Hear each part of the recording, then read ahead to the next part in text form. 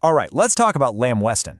Their latest earnings report was a real head-scratcher. I mean, on paper it looked pretty good, but then you look at the stock and, whoa, total catastrophe. So what in the world happened here? We're going to break it all down. So here's the mystery we're trying to solve. The company comes out, they post a solid beat on earnings, right? Better than expected. But the market's reaction? The stock didn't just slip, it absolutely cratered. We're talking a loss of over a quarter of its value in one day. This is a classic beat and drop scenario, and it's a huge sign that the headline numbers are hiding something big. And just so we're all on the same page about this beat, it wasn't a small one. They came in at 69 cents for adjusted earnings per share. That's a full 5 cents higher than what Wall Street was expecting. Pretty decent, right? And it wasn't just about earnings either. The top line, their revenue, also looked strong. They beat expectations by a cool $30 million. So you've got both revenue and earnings coming in ahead of what analysts predicted. Which of course brings us back to the big question. So, why the collapse? If the numbers looked this good on the surface, what did the market see that sent everyone running for the exits? Let's dig in and find out. Okay, so our first clue is hiding right inside that revenue number. See, this wasn't just a simple, straightforward beat. It was more like a tug of war, with two powerful forces pulling in opposite directions.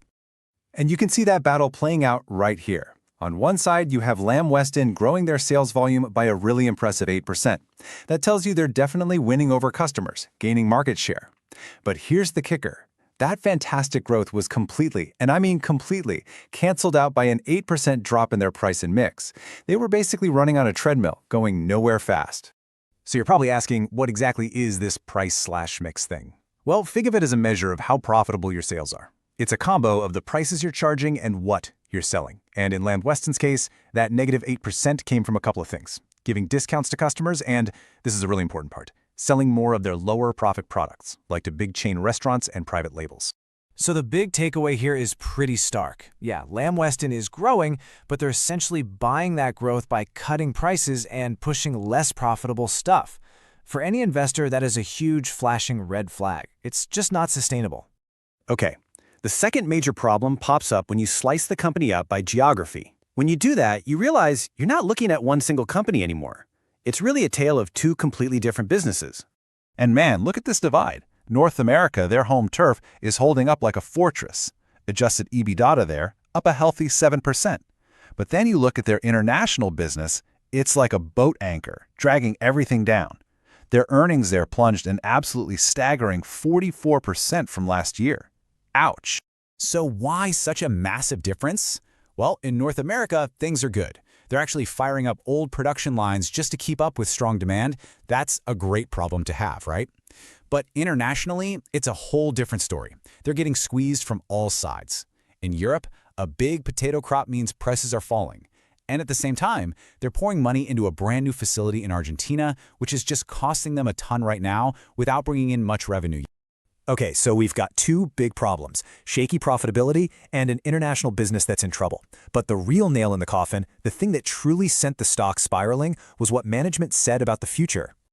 This right here, this was the money quote from the earnings call. The CEO said, turnarounds are not linear. Now, let me translate that for you. When a CEO says that, what investors hear is, get ready, folks. This is going to be a long, painful ride, and there are no easy fixes. It's basically a warning to expect more trouble ahead.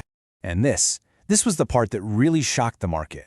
Think about it. They just beat estimates for the quarter, so everyone's expecting them to raise their guidance for the full year, right? Nope.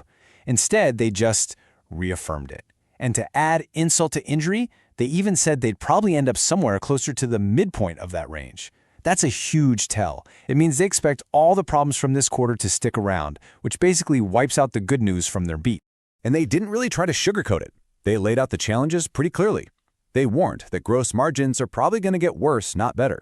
That nasty price/mix trend? Yeah, that's sticking around.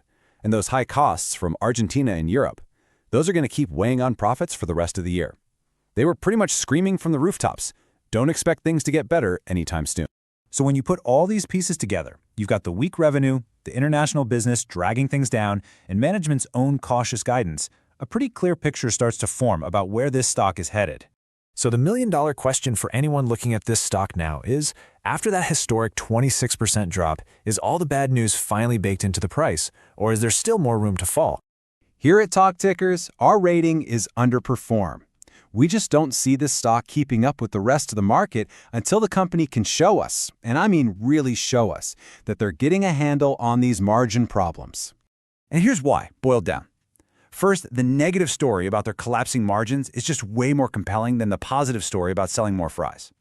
Second, the international business isn't a quick fix. It's a deep-seated problem that's going to be an anchor on the results for a while. And last but not least, management has basically told us not to hold our breath waiting for good news. Like they said, the turnaround isn't linear, and you can bet the stock's recovery won't be either. So that really leaves us with one big question heading into the next earnings call. With all these headwinds, can they even hit their current guidance? Or is that at risk too? That's the fear that investors are dealing with now. And just as a reminder, this is all for informational purposes. It's not financial advice.